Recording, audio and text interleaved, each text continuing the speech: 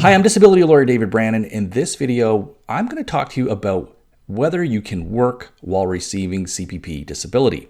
And so after watching this video, you'll have a better idea of if you can work, how much you can work, and when working could cause your benefits to terminate if you're actually receiving them.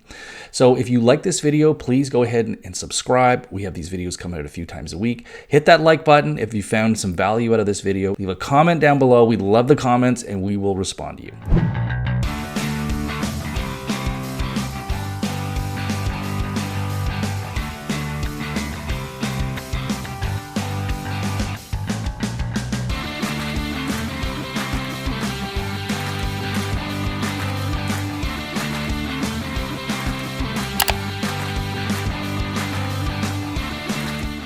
So can you work and receive CPP disability?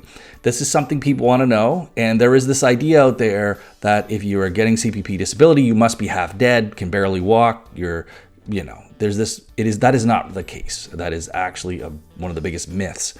You can work and receive CPP disability, 100% yes. In fact, you don't even have to report to CPP disability your earnings unless you start earning more than $5,800 as of 2020. It does go up slightly each year, but the threshold for 2020 is $5,800. So if you're able to do some work, not on a regular basis, but you're earning some income and you're earning less than $5,800 a year, you don't even have to report it below $5,800. At $5,800, you have to start reporting it. But below $5,800, you can earn the money. Doesn't matter what you're doing, if it's selling a few crafts, if it's helping out here and there, maybe you're doing a little bit of babysitting once in a while. As long as the income is below the $5,800 mark, they don't even want to know about it. They're fine with you doing that. The whole idea of CPP disability is you can't work on a regular basis in substantially gainful income. Now, below that is the ability to work on a not substantially gainful basis and not on a regular basis. So if it's irregular work, it's not going to be that you're not going to earn much money from it, more than $5,800, then it's not a concern at all, okay? The only concern is when you start working more than $5,800. The CPP actually deems that if you're capable, doesn't mean you actually are, but if you're capable of earning, it's just over $16,000. If you're capable of earning just over $16,000 as of 2020, you will be deemed to be capable of gainful employment and therefore not qualify for CPP disability. So there is this gray area.